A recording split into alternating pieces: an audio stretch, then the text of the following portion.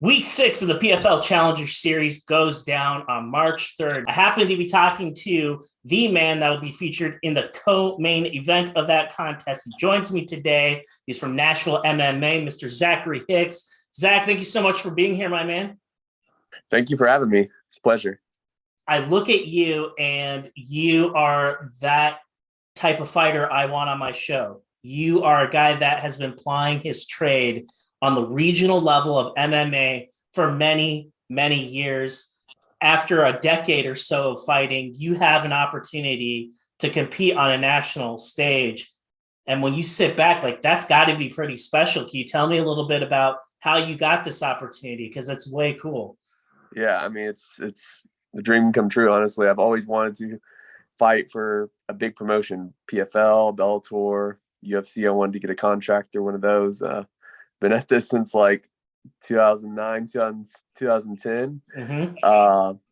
Fought, had some ups and downs, had a 15-4 amateur record, won a bunch of titles, lost my pro debut, had a win streak, had a couple losses, and then built myself back up. So it's been a long road. I've had 2 ACL surgeries on both my legs, both knees completely. So throw that in the mix. And got a full-time job. And so, yeah, this is a huge break for me. And at 33, I feel like I'm hitting my prime, and I'm ready to take 100% 100% advantage of this opportunity. In 2021, 2022, coming out of the coronavirus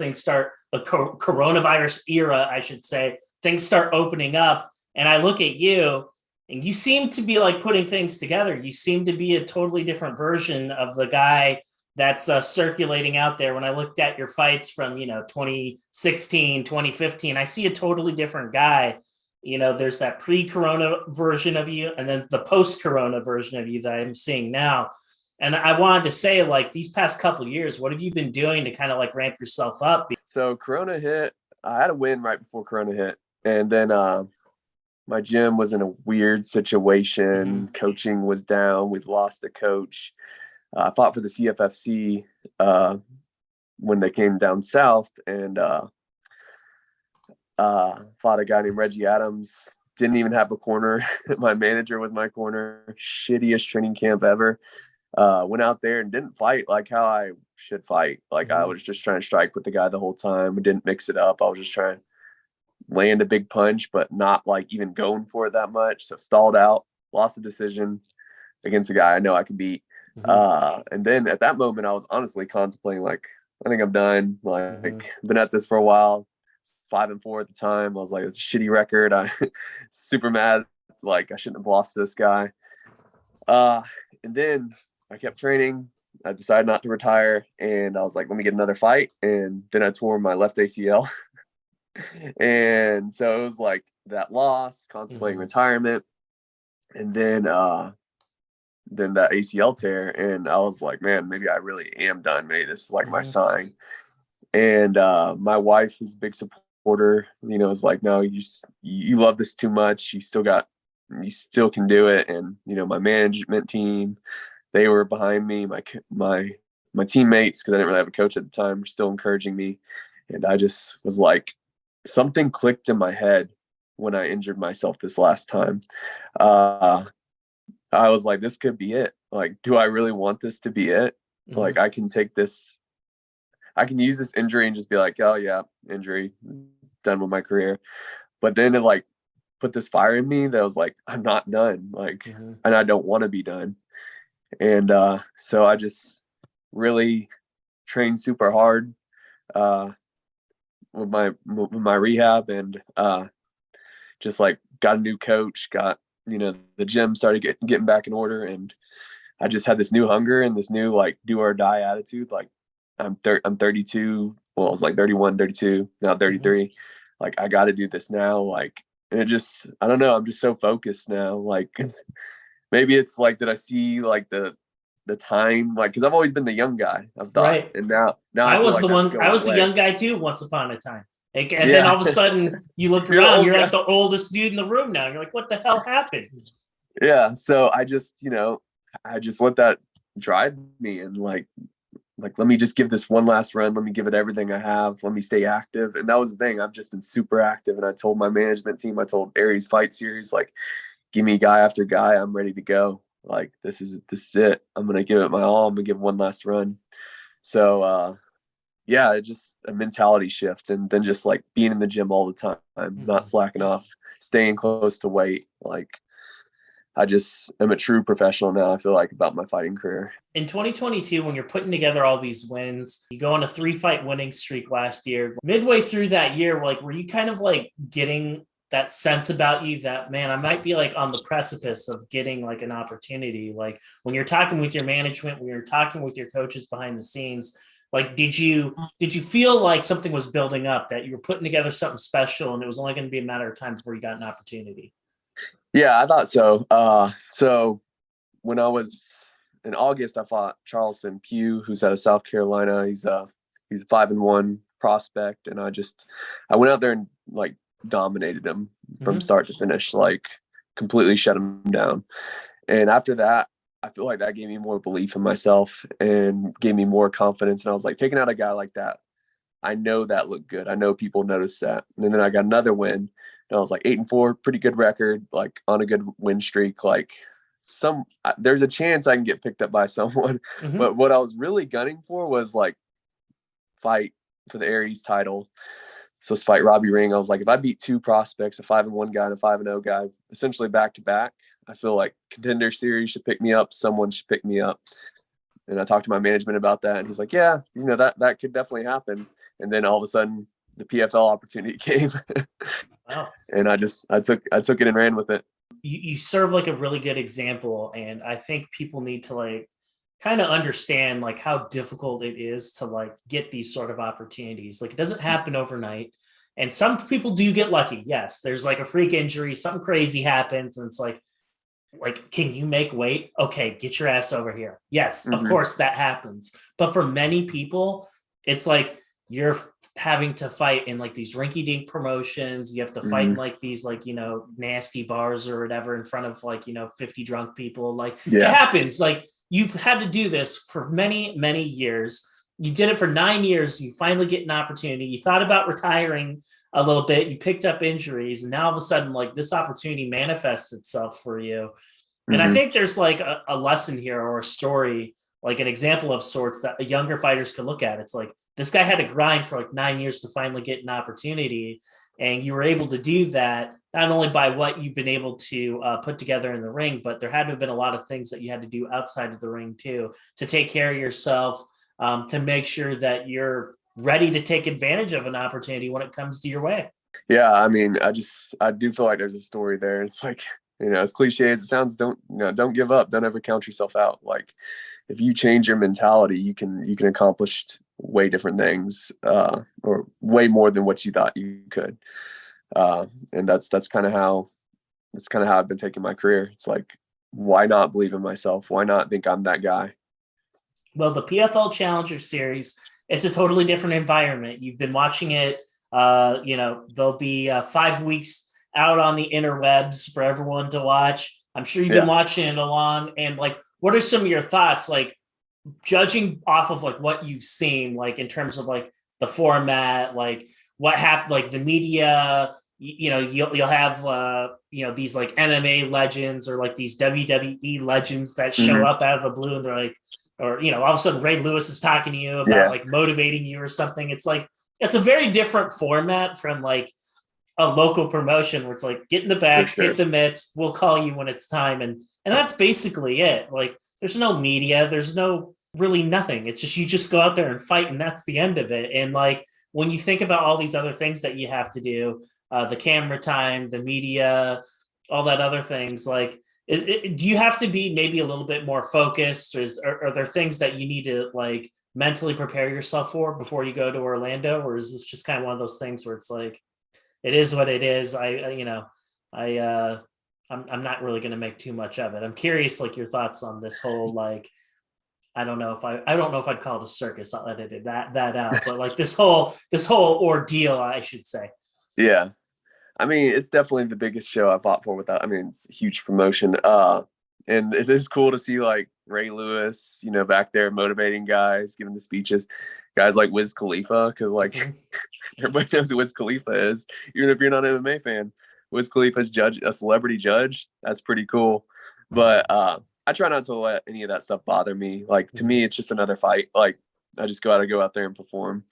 And yeah, I don't really care about the cameras or anything like that. Like I'm just focused on the fight. You'll watch like a contender series fight, like for the UFC. At least for me, in my opinion, I haven't seen it so much in this version of the Challenger Series, but I think of the contender series, and you'll sometimes, because of the format of that show, it's like, not only do I have to win, but I have to get people to like me. Oh yeah. And you'll see crazy shit happen. And then guys will get burned as a result of that. It's like, you might fight out of character. You might roll that dice a little bit, and you really just kind of like screw yourself in the process. So for you, it's kind of one of those things where it's like, you don't want to be boring, but at the same time, you need to like win your fight. So there's kind of like this, like, I don't know, that there's that kind of like interesting dynamic about it. Is there something that you talk about with your coaches about that whole element of this whole ordeal? I mean, yeah, I think that's understood, like that you have to go out there and impress. But at the same time, I know the PFL is very high on Nathan Kelly. It's someone they're pushing. And if I go out there and finish him, I don't care like how I finish him. I think that'll impress them. That'll impress the judges because I know they like this guy. But I know if I go out there and fight how I can finish this guy.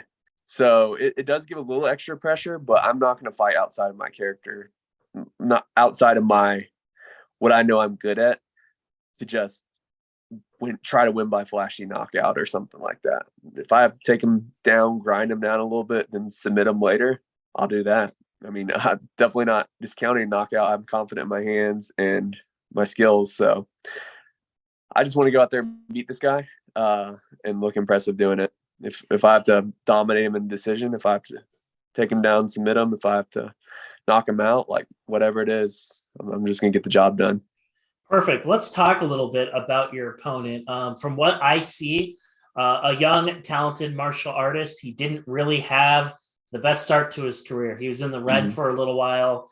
Right around 2018, 2019, it's just kind of like one of those things you look at him and it's like, I don't really know if this guy's going to have a future in MMA. All of a sudden, he completely turns things around. Yeah. He's going out there and, you know, he's figuring out a way to like get his opponents out of there, whether it be by submission, whether it be through striking. I'm comfortable in saying that, you know, he is a little bit of a fight finisher. I do see that. And so, you know, I'll say this. I think he's a talented guy. Not saying that you're outmatched or anything like that, but I do think he's a difficult opponent. Your thoughts on him? Like, what are some of the things that you see when you see him fight? He's for sure a difficult opponent. He's got knockout power in both hands. He's a black belt in Brazilian Jiu-Jitsu. Like, he seems like he can wrestle. He seems pretty good everywhere. So, I mean, but with that being said, I'm confident I can beat him anywhere the fight goes.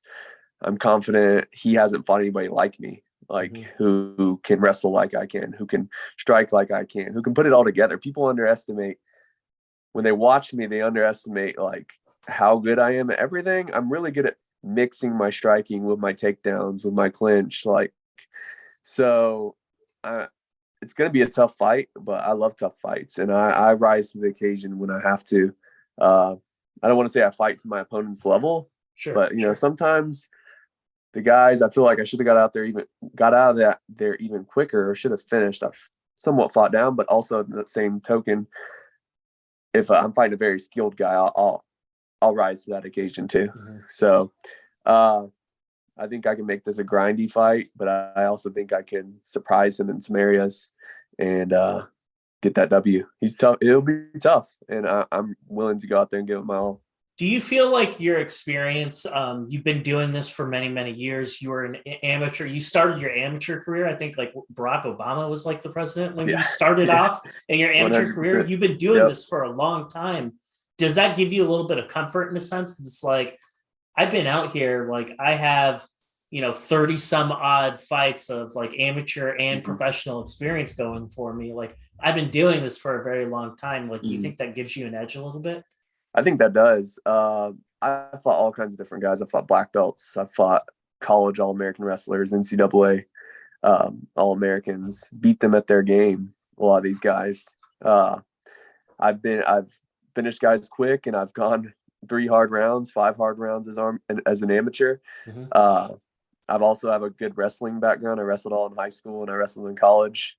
Like, I've been at this for a long time. I'm pretty crafty, and I don't feel like I get that. I don't feel like people always see that until they're in there and they feel me and feel that I'm like, I know what I'm doing everywhere. Uh, Another thing about Nathan Kelly is he doesn't go to decision very much. You know, he finishes guys quick. If I'm a durable guy, if you look at all my losses as a pro, nobody's ever got me out of there before the 3rd round. I had 2 fights in the 3rd round around 2018 where I shit the bed and was winning 2 fights against 2 tough guys. One guy out of Stephen Wonderboy Thompson's gym, Latrey Collick out of Wonderboy's gym, but also college All-American wrestler. Was beating him the whole fight, got caught, got dropped, kind of an early stoppage, but was up 2 rounds. I fought Guy Curry, who's stud out of Georgia, black belt. Was beating him 2 rounds, got stuck in a bad position, got finished. So my record's even a little deceptive in that, because I could easily be 10-2 instead of 8-4. Two fights I could have won. And so I've experienced it all out there, and I don't think he has. I was going to say, like, when you're a young guy, like in your opponent's case, Nate Kelly, he's 25, 26 years old. He's developed a reputation of getting guys out of there and figuring him out pretty quickly. I would imagine in his mind, he's going to go into this fight. I would assume that's more or less what he's thinking. Like, I'm going to hunt for this finish. I'm going to get this finish over this guy. This is what they want to see. This is what I do. And that's what I will do come fight night, 100%. Yep. After that first round goes by and he doesn't get it. And then the second round goes by and he doesn't get it. And all of a sudden you're in the 3rd round and it's like, I made a living. I made a reputation off of finishing guys. All of a sudden, you find yourself in a close fight, 3 rounds, 2 minutes left. It's like, I don't know, like, what does that do? Is that going to evaporate from him? He's got 8 fights. That's it. So, what I mean? It's like, has he been tested like that before? Like, has he had to has he been drug in the deep waters before, or has it always been easy for him? So I've watched all of his fights from amateur to now, and one fight I point to a lot in when I'm talking about my coaches is his fight in Bellator. He fought a 1-2 guy, couldn't get him out of there in the first round. Very grindy type of fight, and just couldn't finish him. And he started to fade real hard. And what I find very telling about that fight is he was in the driver's seat the whole time. So it's one thing to be in the driver's seat. It's one thing to have the guy really fighting back, really trying to take you down, really trying to knock you out, submit you. He was on top, just beating this guy pretty much, and then lost the 3rd round because I think he gassed a little bit. If you do that against me, you're in for a long night. If you think you're going to get me out of there fast, you better, because I'm going to be there the whole time. You better knock me out right away, because I'm gonna be in your face for the rest of that fight. I've never been an easy fight for anyone. My whole MMA career, no one's ever just came out there and outclassed me. And this guy isn't going to come out there and outclass me. I'm going to make sure of that. Perfect. Well, I think we've covered Zack Hicks, the fighter, pretty well. Tell me a little bit about who you are, though. This is going to be the very first time a lot of people in the country outside of where you live in the Nashville area are going to be getting exposed to you for the very first time. And for me anyway, I always try to like to know, like, well, who the hell is this guy? Tapology only tells you so much. So who are you? Like, we know that you've been doing this for a long time, but like, hey, let's also be super blunt here for a second. Not a lot of money in the fight business. Everyone has to work like regular jobs and like, go out there and that's what's really interesting about the fight business. I've talked to police officers, I've talked to firemen, I've talked to electricians. Like, tell us a little bit about yourself, kind of like who you are, where you come from, and like what's like a regular day for you. So regular day for me is I'm a high school teacher. I've taught English for 9 years. Well, MMA ain't shit then for you. Yeah. Yeah, I'm used to it. I teach in a metro school here in Nashville. So I mean, it could be rough there too. Yeah, I've been that's that's where my money comes from. Like Mhm. it's not from fighting. Fighting's extra money for me. So, it'd be nice if I could quit these last few years of teaching and just focus on fighting, but we'll see how this next fight goes and go from there. So yeah, I mean, been teaching in Nashville for 9 years, went to school to be a teacher and to coach wrestling. I've coached wrestling for 7 years, and then I stepped down to dedicate more time to MMA. So that could be part of my resurgence too, just staying in the gym more.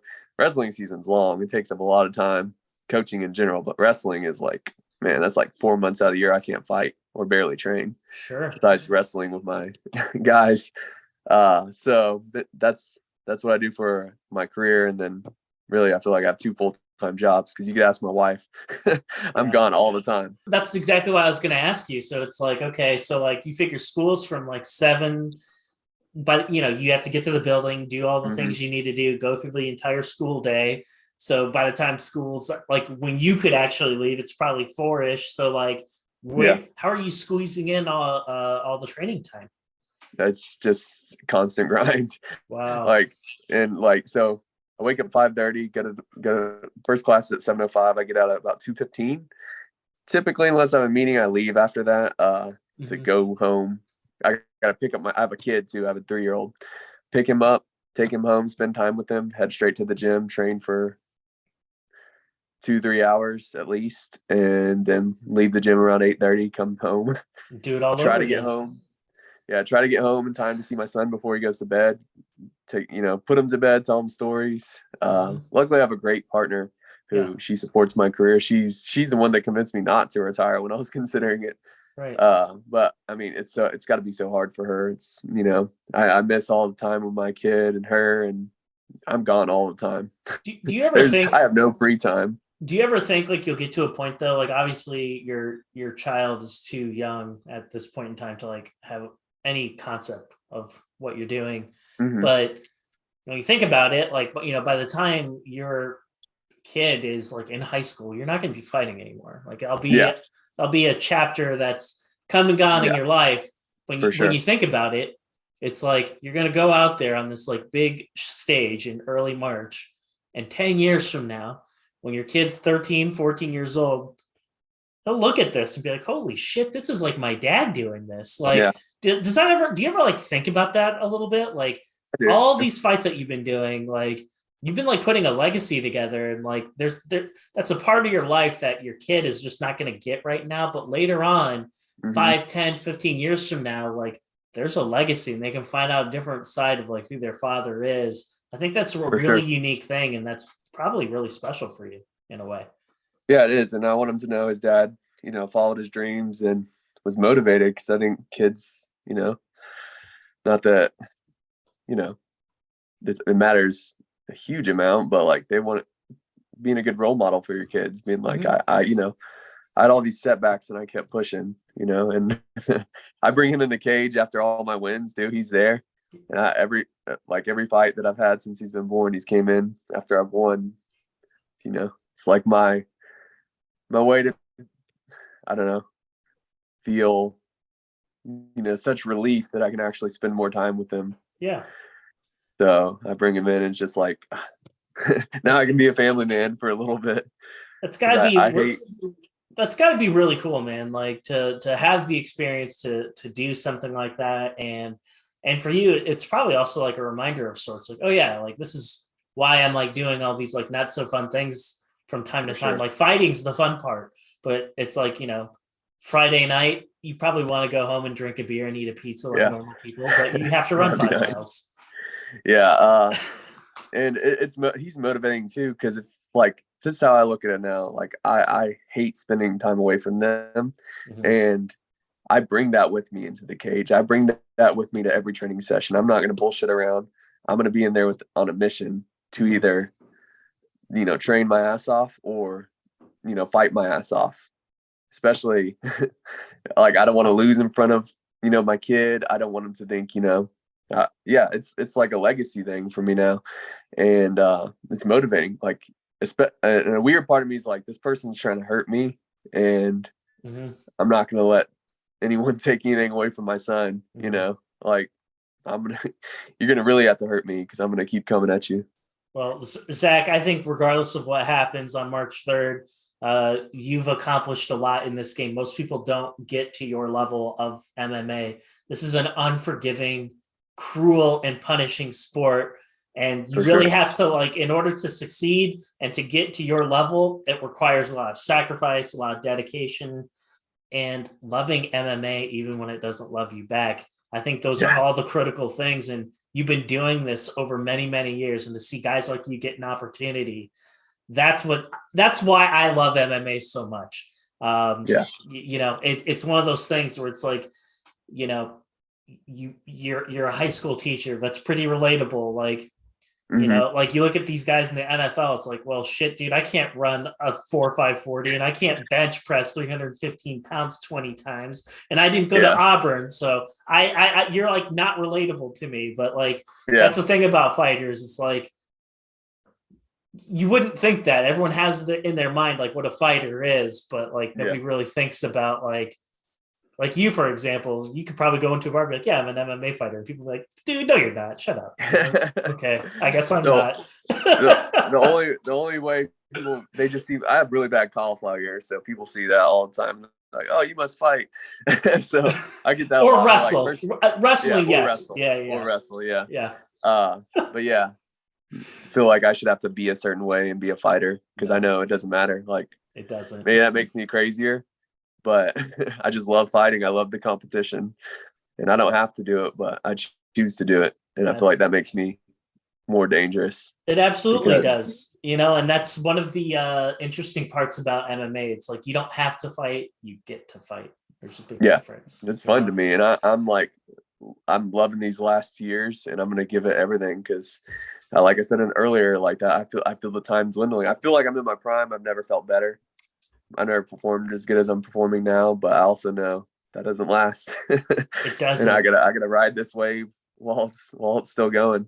Time is of the essence, Zach, and we're going to see on March 3rd what happens. I will be watching your fight. I wish you the best of luck. And before I let you go, I want to give you an opportunity. I know that you have a lot of people that work with you behind the scenes to make Team Hicks what it is. So who are those people? Who do you need to shout out before I let you go? I mean, all my training partners, there's too many to name. At National MMA, all my coaches there. The number one shout out goes to my wife, Beth. She makes this dream possible, because if she was not supportive, like I'm sure a lot of wives out there wouldn't be, I would just be a stay-at-home dad, probably drinking beer on the weekends, getting fat, all those things I will do eventually. But so she's number one. Just my management team, Ruby Sports, Steve Swedish, my manager, training partners, like I said, friends, family, everyone in my life. I mean, they motivate me and help me do this. So that's pretty much it. Perfect. Well, Zach, we will be talking to you very, very soon. We wish you the best of luck. And you know what? Like, I'm going to say a daddish thing. It's okay because you're a dad. So I will say a daddish thing to a dad. Go out there and have fun. That's what this game's all about at the end of the day. If you're not having fun, then you shouldn't be doing this shit. That's right.